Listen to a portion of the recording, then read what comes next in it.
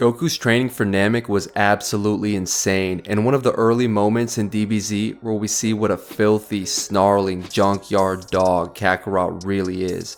In this video, we're going to analyze this legendary training camp and the aftermath, but first we're going to take a look at the events leading up to Goku stepping foot in that spaceship. So let's backtrack to the end of the Saiyan saga when Goku faced off against Vegeta. He was fresh off the best training of his life until that point at King Kai's planet, and he came to the rescue of the Z fighters that were still alive. He easily took care of Nappa, but he couldn't get past Vegeta.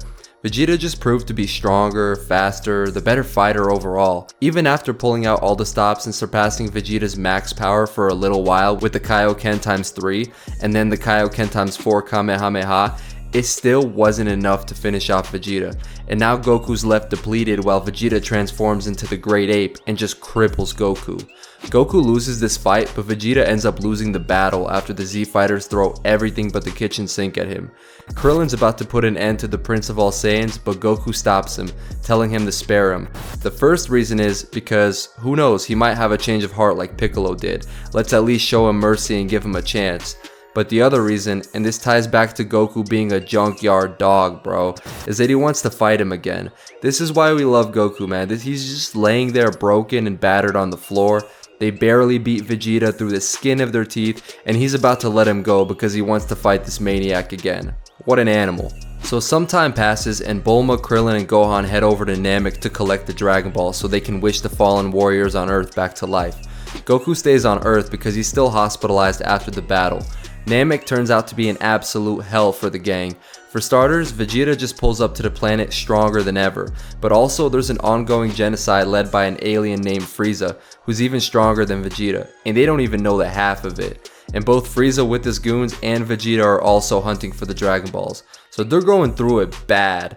Meanwhile on Earth, Goku just can't wait to start training again, so he was like a kid in a candy store when Yajirobe, the goat of the Saiyan saga right next to Bubbles, brings Goku some senzu beans.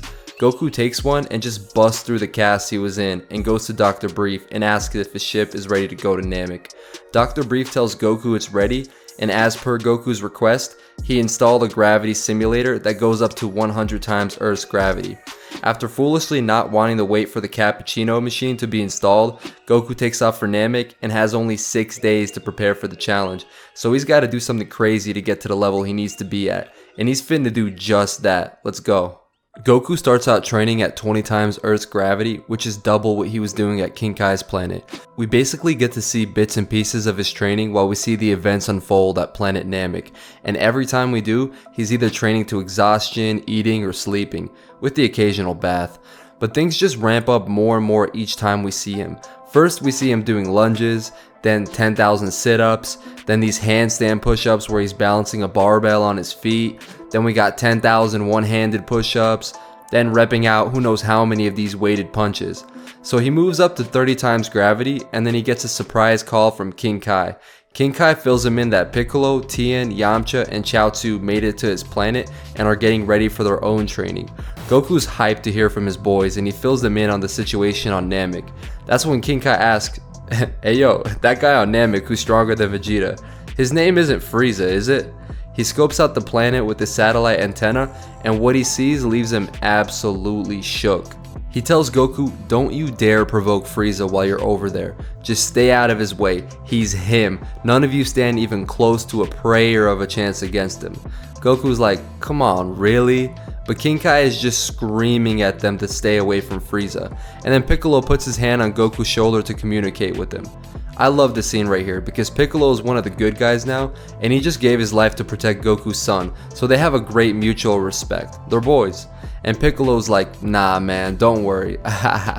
With you, me, Gohan, and Krillin, we should be able to take him down no problem."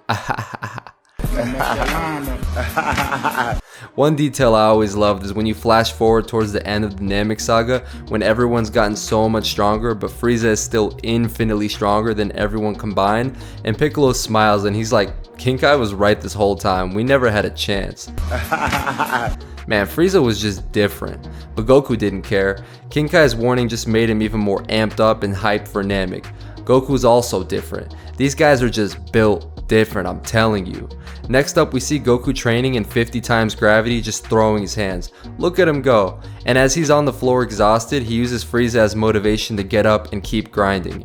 Then his next workout ends up almost being his last. He's doing these hanging sit-ups, completely wiping himself out when his ship starts soaring through a violent magnetic storm that messes with the gravity machine.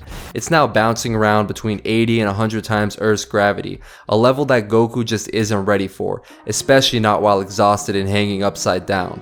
As he's getting tortured by the gravity, he tries to get up and untie his feet. That doesn't work.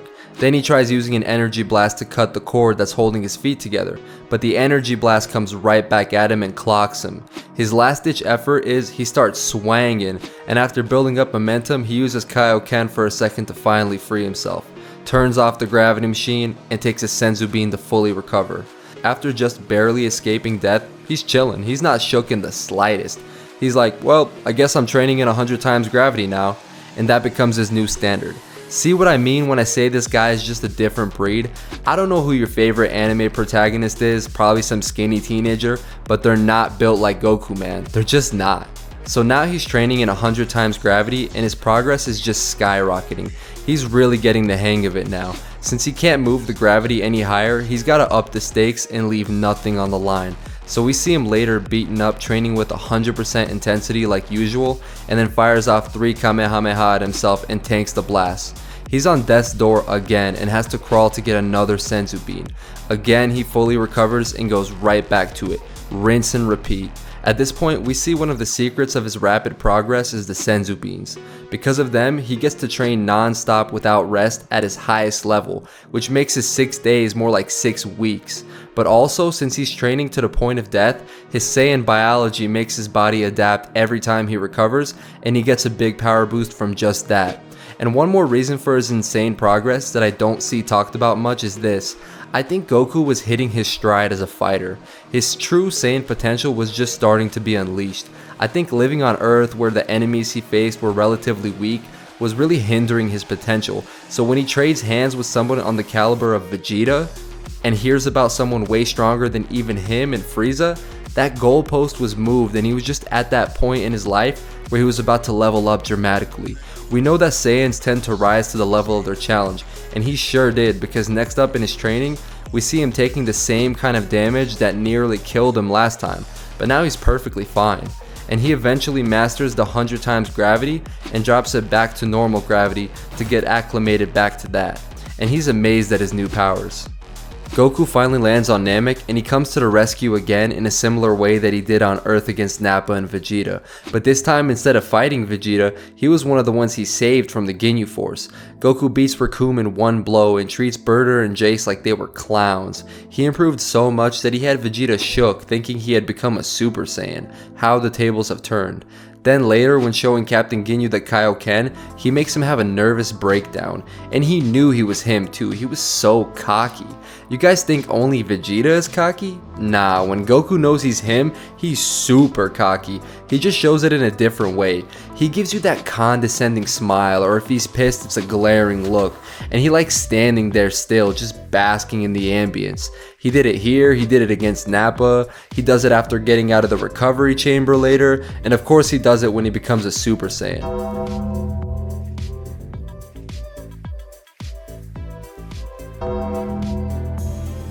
Okay, so on a side note, let's get into the numbers real quick. I'm not a big power levels guy, but it's worth noting for the video. Goku's base power level was 8,000 when he fought Vegeta on Earth.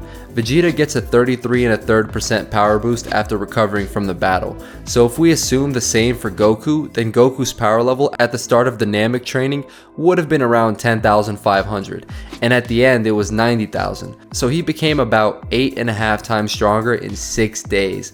Not to mention he was able to multiply his kaio-ken even more now. But he couldn't keep training like this in my opinion. It wasn't sustainable long term, even for a Saiyan. He would have gotten diminishing returns, plateaued, maybe even died, but it was really effective for a season. And that wraps up the video for today. This was such a legendary training camp with a really satisfying aftermath. Like the video, subscribe, because I'm going to make a lot more of this kind of content. I appreciate all of you, and I'm out of here.